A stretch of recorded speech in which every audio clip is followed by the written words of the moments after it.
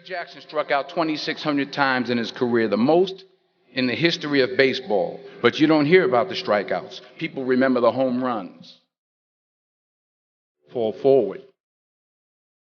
Thomas Edison conducted 1,000 failed experiments. Did you know that? I didn't know that.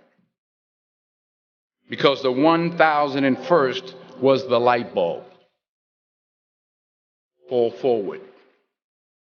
Every failed experiment is one step closer to success. You've got to take risks, and I'm sure you've probably heard that before, but I want to talk to you about why that's so important. You will fail at some point in your life. Accept it. You will lose. You will embarrass yourself. You will suck at something. There's no doubt about it. And I know that's probably not a traditional message for a graduation ceremony, but hey, I'm telling you, embrace it because it's inevitable.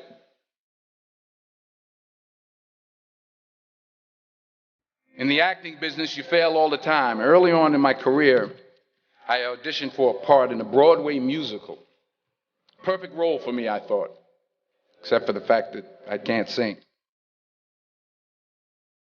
I didn't get the job. But here's the thing. I didn't quit. I didn't fall back. I walked out of there to prepare for the next audition, and the next audition, and the next audition. I prayed. I prayed. And I prayed. But I continued to fail, and fail, and fail. But it didn't matter, because you know what? There's an old saying. You hang around the barbershop long enough, sooner or later you're going to get a haircut. So you will catch a break, and I did catch a break. Last year, I did a play called Fences on Broadway. But here's the kicker. It was at the Court Theater. It was at the same theater that I failed that first audition 30 years prior. The point is, every graduate here today has the training and the talent to succeed. But do you have the guts to fail? If you don't fail, you're not even trying.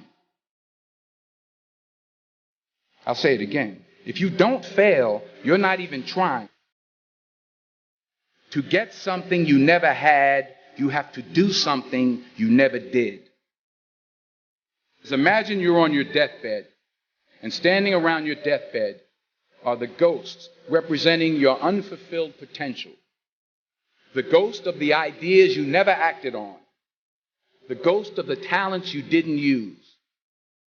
And they're standing around your bed, angry, disappointed, and upset.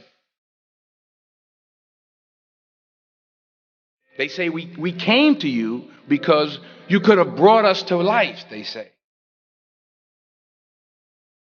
And now we have to go to the grave together. So I ask you today, how many ghosts are going to be around your bed when your time comes?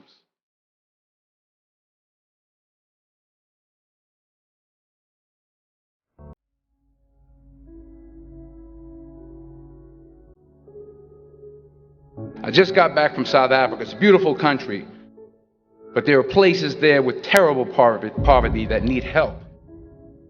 And Africa is just the tip of the iceberg. The Middle East needs your help. Japan needs your help. Alabama needs your help. Tennessee needs your help. Louisiana needs your help. Philadelphia needs your help. The world needs a lot, and we need it from you. We really do. We need it from you young people. I mean, I'm not speaking for the rest of us up here, but I know I'm getting a little grayer. We need it from you, the young people, because remember this. You got to get out there. You got to give it everything you got, whether it's your time, your talent, your prayers, or your treasures.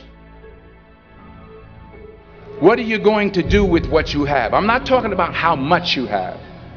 Some of you are business majors. Some of you are theologians, nurses, sociologists. Some of you have money. Some of you have patience. Some of you have kindness. Some of you have love.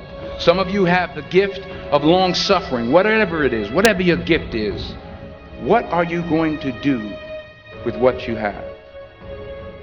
All right, now here's my last point about failure. Sometimes it's the best way to figure out where you're going. Your life will never be a straight path. I began at Fordham University as a pre-med student. I took a course called cardiac morphogenesis. I couldn't read it, I couldn't say it, I sure couldn't pass it.